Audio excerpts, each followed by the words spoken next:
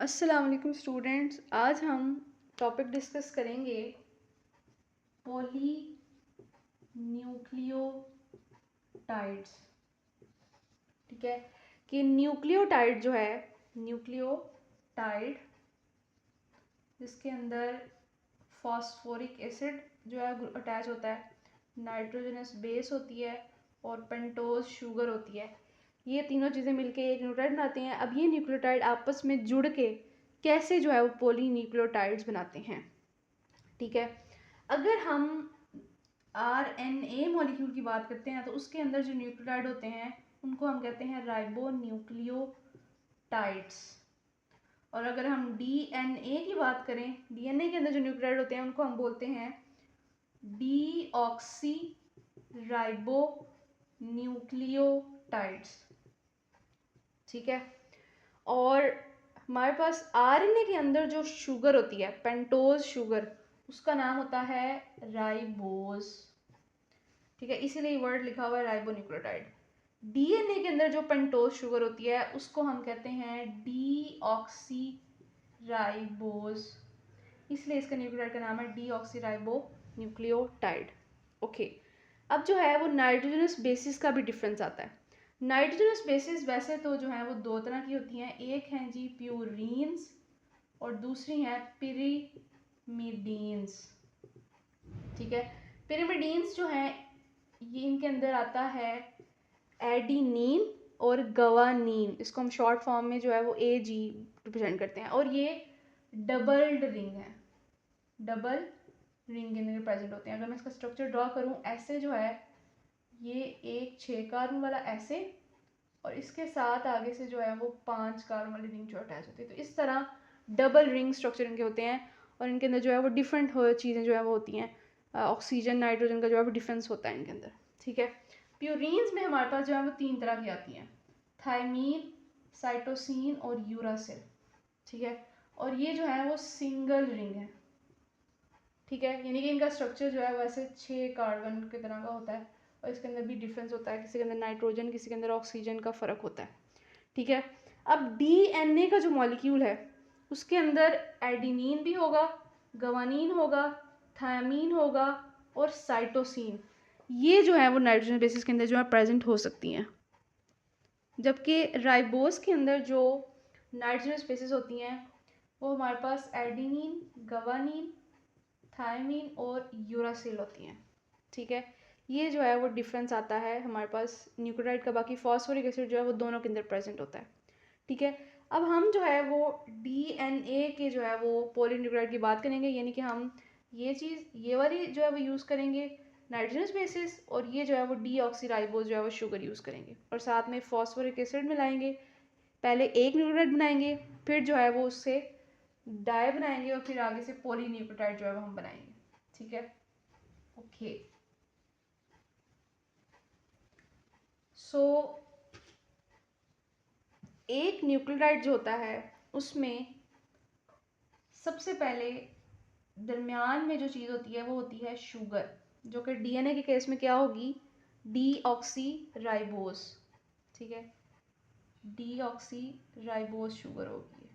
इसका स्ट्रक्चर थोड़ा सही कर लेते हैं, ये ऐसे ऐसे डीऑक्सीराइबोज। ठीक है, अब डीऑक्सीराइबोज में इस तरफ जो है वो अटैच होगी नाइट्रोजनस बेस। अगर ये सिंगल रिंग है तो हमारे पास ये होगी थायमीन होगी। ठीक है, या फिर हमारे पास जो है ये साइटोसिन होगी। ठीक है, इसको ये ऐसे है, बेसिकली 6 रिंग है ये। ठीक है, ओके। इसी तरह यहाँ पर ये कार्बन 1 है, ये कार्बन 2 है, ये कार्बन 3 है, ये कार्बन 4 है, और ये कार्बन जो है वो 5 है। यहाँ पर आके जो है वो फॉस्फेट जो है अटैच होता है। अगर आपने देखना है कि ये कैसे जो है फॉस्फेट अटैच हुआ है, तो उसके लिए आपको लेक्चर जो है वो फॉस्फोडाईस्टर वाला जो है लेक्चर देखना पड़ेगा। ठीक है, ओके। और बाकी जो है वो ऐसे हमारे पास ये चीज़, ये, ठीक है, ये एक न्यूक्लियोटाइड है। ठीक है, दूसरा न्यूक्लियोटाइड भी ऐसे ही जो है वो, ये हमारे पास जो है इधर, और ये अगर मैं अब डबल रिंग बनाऊँ, जो कि डीएनए के अंदर डबल रिंग भी हमारे पास जो है वो एडेनिन और गुआनिन प्रेजेंट होती हैं, ऐसे ऐसे और ये ऐसे। अब यहाँ पे जो बॉन्ड बनता है वो इसके साथ बनता है, ये चीज़, ठीक है। ओके, तो ये फॉर लेट्स सपोज आप कर लें, ये एडेनिन का स्ट्रक्चर है, ये हमारे पास डीऑक्सीराइबोज है। जैसे यहाँ पर इस पर जब फॉस्फेट का बॉन्ड बना हुआ है ईस्टर का, वैसे यहाँ पे भी ऐसे ही जो है वो बॉन्ड बना होता है, ठीक है, O और यहाँ से OH, ठीक है। अब दो न्यूक्लियोटाइड आपस में जुड़ते हैं, ये जो हमारे पास न्यूक्लियोटाइड है इसका कार्बन 1 2 3, ठीक है, इसका जो कार्बन है इसके ऊपर ऐसे जो है ना यहाँ पे OH होता है, ठीक है। तो ये हमारे पास OH और यहाँ से H निकलते हैं, वाटर का मॉलिक्यूल बनता है और पीछे बच जाता है O, ठीक है, जिससे ये आपस में जो है वो अटैच हो जाते हैं ऐसे, ये चीज़, ठीक है। तो ये जो है ये दो न्यूक्लियोटाइड हैं। ऐसे ही इसके ऊपर तीसरा होगा, ठीक है, जिसमें हमारे पास जो है वो भी जो है वो उसका फॉस्फेट भी जो है इसके तीसरे के साथ जो है जुड़ा होगा, ठीक है। इस तरह जो है वो इस तरह नीचे भी ऐसे ही जो है वो इसके तीसरे के साथ जो है फॉस्फेट जुड़ा होगा, फिर उसके फॉस्फेट का अगला जो है वो ये जो फॉस्फेट होगा वो अगले न्यूक्लियोटाइड का होगा, ठीक है। तो इस तरह हमारे पास जो है वो पॉली न्यूक्लियोटाइड बन जाता है, ठीक है। अगर मैं यहाँ पर एक ऊपर ड्रॉ करके दिखाऊँ, ठीक है, यानी कि ये हमारे पास जो है पेंटोज शुगर है जो कि डीऑक्सीराइबोज है, इसके साथ अगर मैं ड्रॉ करूं ऐसे 6 कार्बन वाली ये चीज़, यहाँ से ऐसे ये अटैच हुई हुई है, ठीक है, और इसके साथ यहाँ पर ऐसे ही जैसे ये सबके साथ फॉस्फेट अटैच ऐसे ही, ठीक है, यहाँ पर डबल बॉन्ड, इधर OH और इधर ऐसे OH, ठीक है। अब इसका और इसका कैसे बॉन्ड बनेगा, ये कार्बन 3 पे, ठीक है, यहाँ से मैंने बताया कि OH होगा, यहाँ से OH निकलेगा, इधर से H निकलेगा और ये जो है वो आपस में जुड़ जाएंगे, ठीक है। तो ये है जी हमारे पास पॉलीन्यूक्लियोटाइड।